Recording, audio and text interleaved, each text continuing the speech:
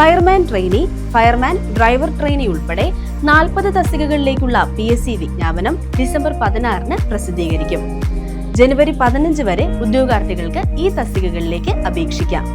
Uniform ജോലി സ്വപ്നം കാണുന്നവരാണ് നിങ്ങളെങ്കിൽ notification വരുന്നതുവരെ കാത്തിരിക്കാതെ പരീക്ഷയ്ക്കായുള്ള തയ്യാറെടുപ്പ് ആരംഭിക്കേണ്ടത് അത്യാവശ്യമാണ്.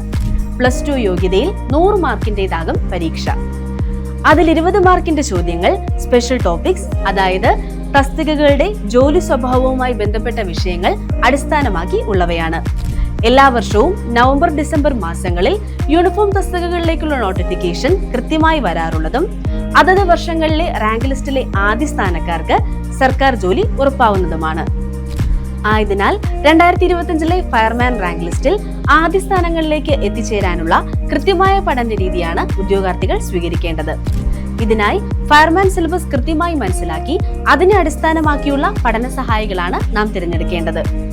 കഴിഞ്ഞ ഫയർമാൻ പരീക്ഷയുടെ സ്പെഷ്യൽ ടോപ്പിക്സ് വിഭാഗത്തിലെ എല്ലാ ചോദ്യങ്ങളും ടാലന്റിന്റെ ഫയർമാൻ സ്പെഷ്യൽ ടോപ്പിക്സ് ബുക്കിൽ നിന്നുള്ളതായിരുന്നു എന്നത് എന്തുകൊണ്ട് ടാലന്റിന്റെ റാങ്ക് ഫയലുകൾ PSC പരീക്ഷകൾക്ക് മികച്ച പഠന സഹായികളാണ് എന്നതിനുള്ള തെളിവുകളാണ്.